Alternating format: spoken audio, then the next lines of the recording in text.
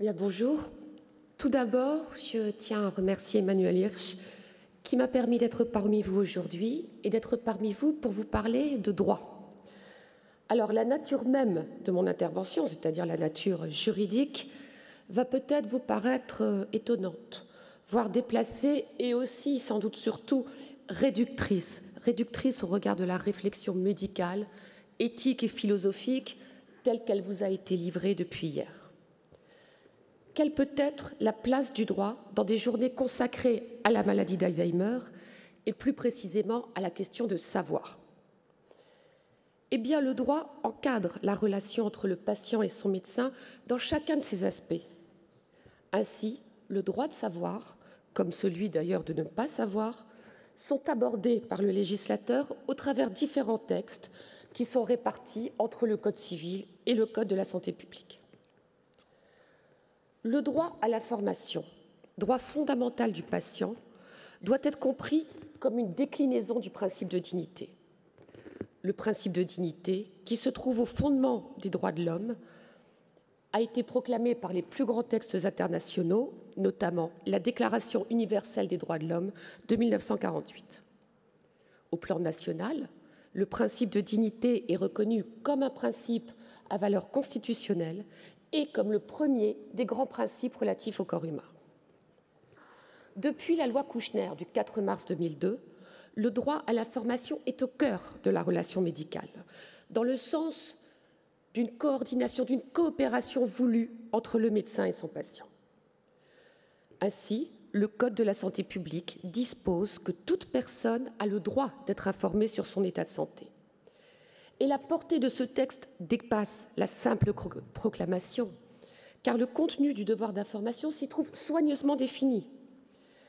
L'information doit concerner les différentes investigations, traitements, actions de prévention proposées, leur utilité, leur urgence éventuelle, leurs conséquences, etc.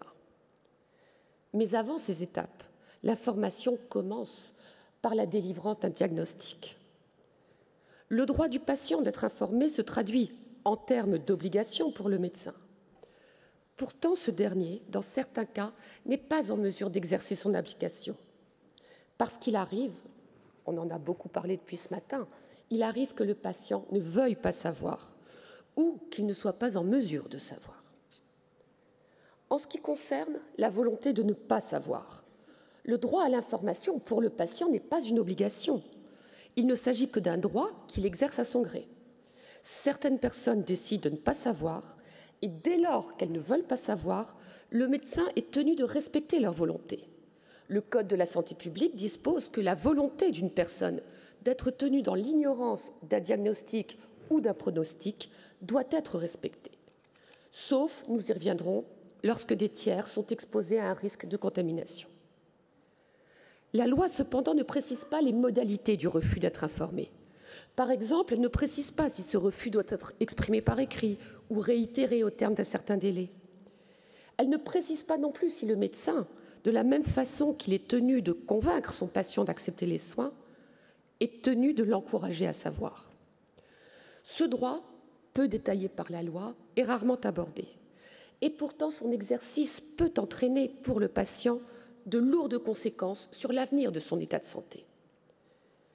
Car, au regard de l'ensemble des textes qui régissent la relation de soins, une première question se pose. Le médecin est-il en droit de soigner le patient qui ne connaît pas l'affection dont il souffre? On peut a priori penser que oui, que le fait de ne pas mettre de nom sur une pathologie n'empêche pas la personne de recevoir le traitement approprié. Mais les choses en réalité sont plus complexes, car l'absence d'information se heurte à d'autres dispositions légales. Aucun acte de soin, aussi minime soit-il, qu'il soit de nature préventive ou curative, ne peut être entrepris sans le consentement du patient. Et la loi précise bien que ce consentement doit être libre, c'est-à-dire libre de toute pression et éclairé. Un consentement éclairé est un consentement pris en possession de l'ensemble des données qui composent la situation. Et le médecin qui administre un traitement ou pratique un acte médical quelconque sans avoir obtenu le consentement du patient engage sa responsabilité. Or, peut-on raisonnablement, je pose la question, je ne fais que la poser, qualifier d'éclairé un consentement donné sans connaissance de la pathologie qui le justifie. L'information est le préalable obligatoire d'un consentement éclairé. Ce qui nous amène à une autre question, à laquelle la loi ne répond pas davantage. Grâce au progrès de la science, de la médecine, nombre de diagnostics, autrefois fatals, ont cessé d'être synonymes d'incurabilité. Dès lors, le médecin doit tout mettre en œuvre pour tenter de convaincre son patient de se faire soigner. Et le Code de la santé publique énonce alors que si la volonté de la personne de refuser ou d'interrompre un traitement met sa vie en danger, le médecin doit tout mettre en œuvre pour la convaincre d'accepter les soins indispensables. Pour y parvenir, il est d'ailleurs autorisé à se faire aider par d'autres membres de l'équipe médicale. Mais ce devoir du médecin risque d'entrer en contradiction avec le droit de ne pas savoir du patient dès lors qu'on considère que le consentement éclairé passe nécessairement par la connaissance du diagnostic.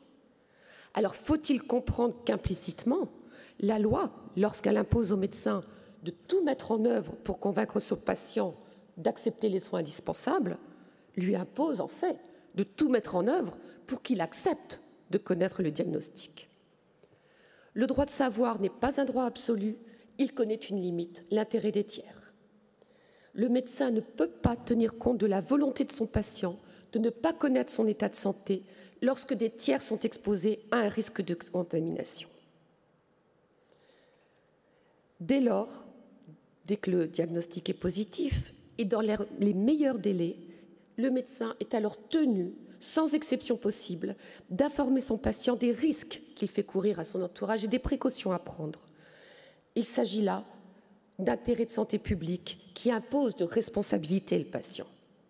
Et cette mesure ne s'applique pas qu'en cas de maladies transmissibles, telles le virus HIV ou l'hépatite C.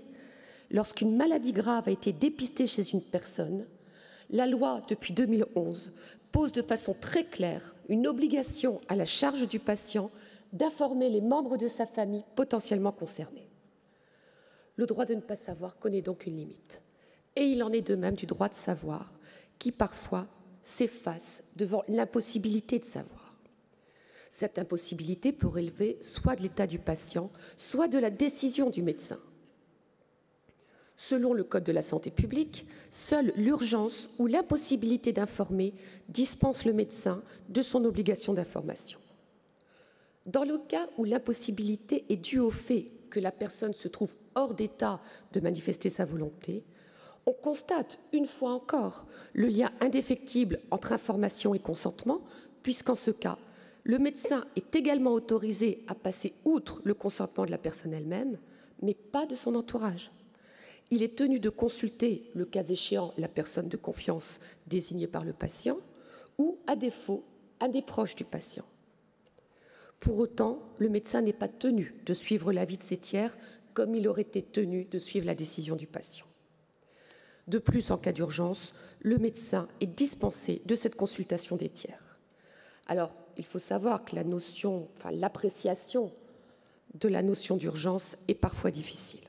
D'une façon générale, la jurisprudence fait état des notions de péril imminent, d'absence d'alternative ou de nécessité vitale.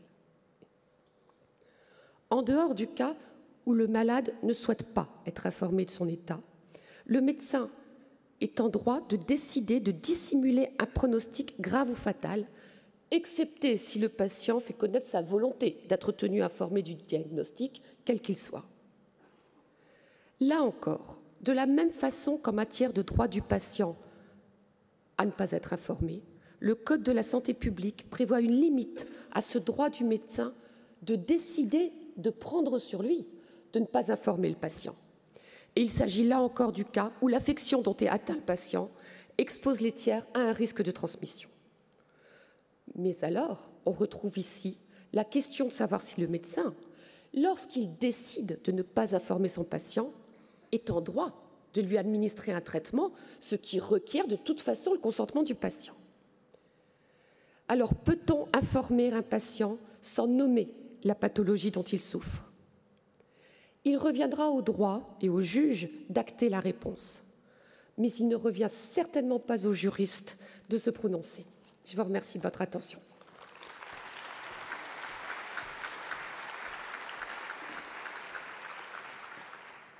Merci beaucoup pour cet éclairage juridique qui a toute sa place, je pense, dans nos débats, puisque vous nous avez bien montré de quelle façon, finalement, les praticiens sont devant cette grande complexité, à la fois de devoir informer pour recueillir un consentement, et puis parfois de respecter une demande précise, de ne pas savoir, enfin précise ou pas précise, d'ailleurs une demande entendue de ne pas savoir.